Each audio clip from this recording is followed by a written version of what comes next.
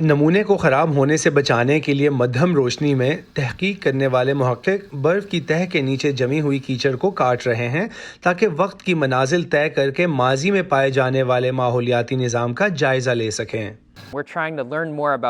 ہم اس وقت کے ماحول اور موسمیاتی حالات کے بارے میں مزید جاننے کی کوشش کر رہے ہیں، اور ہم اس معلومات کو یہ سمجھنے کے لیے استعمال کریں گے کہ گرین لینڈ کی برف کی تہہ انسانی سرگرمیوں سے پیدا ہونے والی ماحولیاتی تبدیلیوں کے باعث مستقبل میں کس حد تک پگھل سکتی ہے۔ Andrew Christ university of coupon ہیگن کے نیلز بور انسٹیٹیوٹ میں آئس کور آرکائیو سے منسلک ایک ریسرچر ہیں۔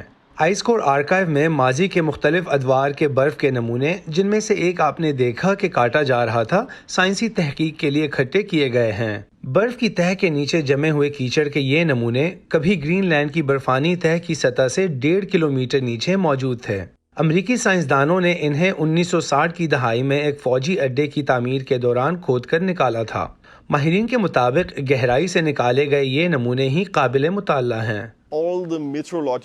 گزشتہ 100 سالوں میں کی جانے والی تمام موسمی اور ماحولیاتی پیمائشیں انسانی سرگرمیوں سے پیدا ہونے والی ماحولیاتی تبدیلی سے پہلے ہی متاثر ہو چکی ہے۔ لہٰذا اگر ہمیں ماحولیات کی قدرتی حالت اور اس میں واقع ہونے والی قدرتی تبدیلیوں کو دیکھنا ہے تو ہمیں ماضی میں بہت زیادہ پیچھے جانا ہوگا۔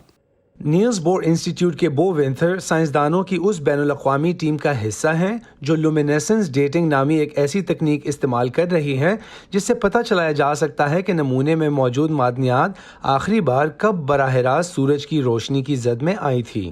دوسرے حقائق کے علاوہ اس طریقے سے ماضی کے اس وقت کے درجہ حرارت کا بھی پتہ لگایا جا سکتا ہے جب گرین لینڈ کی برف کی تہہ پگھلی تھی۔ 2020 میں حاصل ہونے والے ابتدائی نتائج سے پتہ چلتا ہے کہ ایسا لاکھوں سال قبل ہوا تھا۔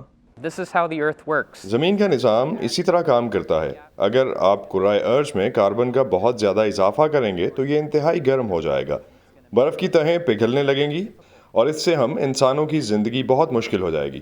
دوسری صورت میں ہم ایسے راستے تلاش کر سکتے ہیں جس سے کم کاربن ڈائی آکسائڈ پیدا ہو اور ایک ایسا مستقبل مل سکے جو ہمارے لیے اتنا زیادہ غیر یقینی اور مشکل نہ ہو۔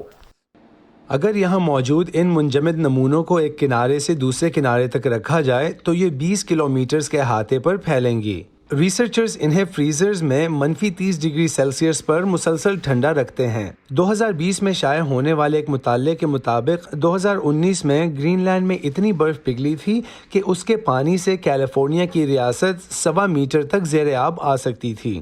یاد رہے کہ کیلیفورنیا رقبے کے لحاظ سے امریکہ کی تیسری بڑی ریاست ہے جس کا رقبہ 1,63,000 مربع میل سے زیادہ ہے۔ اندازہ لگایا جا رہا ہے کہ اگر ڈنمارک کی یہ تمام برف پگھل جاتی ہے تو اس پانی سے سطح سمندر میں 6 میٹر سے زیادہ اضافہ ہوگا۔